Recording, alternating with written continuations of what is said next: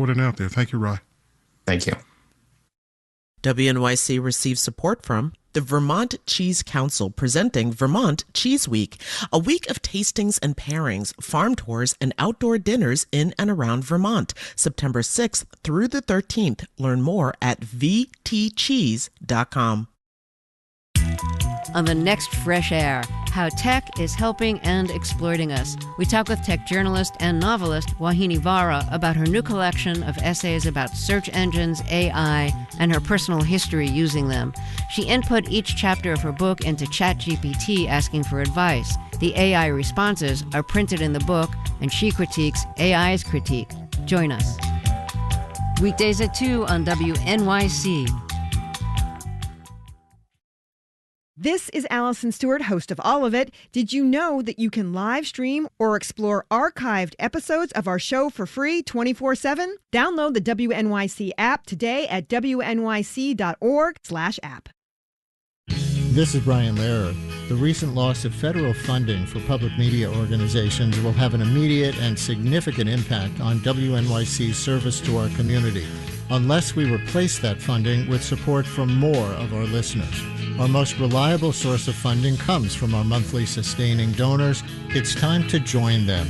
Start or increase your monthly sustaining donation now at wnyc.org. Thank you. Marketplace Morning Report is coming up next, and then in 10 minutes at 9 o'clock, it's the BBC NewsHour on WNYC. Let's check in with London and see what they're working on. Hello, London. Good morning, WNYC. I'm Celia Hatton. On today's NewsHour, aid agencies warn mass starvation is spreading in Gaza. We'll examine the long-term effects of hunger. Japan lands a U.S. trade deal. Will that save its car industry? And Ozzy Osbourne, reality television pioneer. That's BBC NewsHour coming up at 9 on WNYC.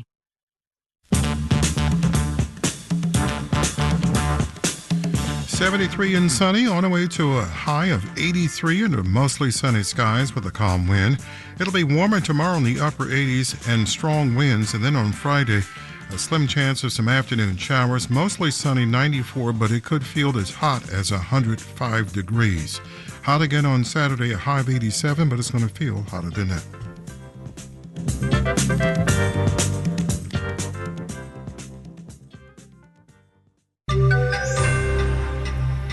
A few frameworks governing tariffs are coming together ahead of the Trump administration's August 1st deadline.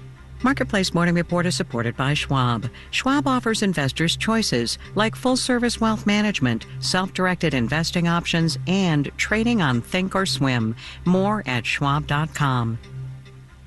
First, at an artificial intelligence summit in Washington today, we'll learn more about the administration's plans for guardrails to keep a potentially dangerous technology in line. Although how will the federal government increasingly turn to AI is also on the agenda. Who will pay for energy-hungry data centers to run AI, and what the administration plans to do about what it sees as anti-conservative bias in the technology. And something else. A couple of weeks ago, they announced that they would allow NVIDIA to sell the H20 chip to China.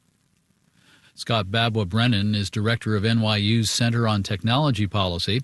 This move, where the Trump administration relaxed some but not all of export controls on lower-grade versions of the technology, might signal a shift. It's part of a push to make American products essential to global AI adoption, even if that means giving competitors access to some of the technology. China's doing everything they can to pursue AI development. The question isn't, will they have chips, right? Like it's where are they going to get them and who's going to make them? And so I think the logic here is if you can, prevent China from building their own top-of-the-line chips while supplying them with good enough chips, that maintains control of the situation. As for concerns about what rapidly evolving AI means for human versus environmental safety, Brennan believes embracing the digital future is not about choosing either or. It's very clear that AI does present significant risks to American consumers, to the world, to the environment, and we can't just ignore these risks. We have to address them, not only because we want to prevent the harms to Americans, but also because it's going to get in the way of development. Scott Babwa-Brennan at NYU's Center on Technology Policy. President Trump is posting that he has a trade deal with Japan. Instead of 25% import taxes, the charge will be 15% tax on goods imported to the U.S. from Japan. Japan's prime minister says the new trade deal has benefits for both sides. Many details still need to be worked out, but there is a framework, as Marketplace's Nancy Marshall-Genzer reports. In a social media post, President Trump says there will be a 15% tariff on Japanese exports, including cars. He had threatened Japan with import taxes of 25%. Exact details are still murky, but Trump says Tokyo has agreed to buy more American agricultural products like rice, and Japan will reportedly stop requiring extra safety tests on vehicles imported from the U.S. Trump also says Tokyo has agreed to invest $550 billion in the United States, apparently in the form of loans and guarantees for Japanese firms doing business here. The president also says he's optimistic that Japan will agree to form a joint venture for a natural gas pipeline in Alaska. American automakers apparently are unhappy with the tariff deal, telling Reuters they'll now pay higher import taxes than Japan, even though their vehicles were built in North America, with many parts manufactured in the U.S. I'm Nancy Marshall-Genzer for Marketplace. A couple of other trade deals coming together. The U.S. tax on goods from the Philippines will be 19% instead of 20%. Indonesia will get 19%, down from 32% as part of an emerging framework there. Although goods with a lot of Chinese content via Indonesia will have a higher penalty. Indonesia is set to remove a set of non-tariff barriers to U.S. imports in turn. Let's do the numbers. Up, with market players seeing these signs that at least some more trade deals could be in the works. S&P futures are up moderately, 0.3%. Dow futures up 0.5%. NASDAQ futures are up by less than 0.1%. Marketplace Morning Report is supported by Progressive Insurance. Customers can simplify their insurance needs and protect what's important by bundling home and auto. Learn more about bundling at Progressive.com. GM says it lost more than $1 billion in the second quarter because of U.S. tariffs. Stellantis lost more than double that first half of this year, blaming a sizable chunk on tariffs as well. Today, after the market closes, EV maker Tesla reports quarterly results, and they're not expected to be pretty either. Here's Marketplace's Mitchell Hartman. Tesla's already released vehicle sales numbers for the second quarter, and they weren't good. Deliveries down more than 13% compared to last year, the worst quarterly decline the company's ever seen. Tesla is grouped with the so-called Magnificent Seven tech stocks, including Nvidia, Apple, and Microsoft. But right now, Tesla's not performing so magnificently, says Angelo Zeno at CFRA Research. Our analyst does have a hold recommendation. It's the only Mag 7 name we are avoiding at this moment in time. The fundamentals have just not played itself out. Those fundamentals are a headwind for Tesla. EV sales growth in the U.S. has slowed. Meanwhile, the Trump administration has canceled tax subsidies for EVs and revoked fuel economy regulations that Tesla profited from.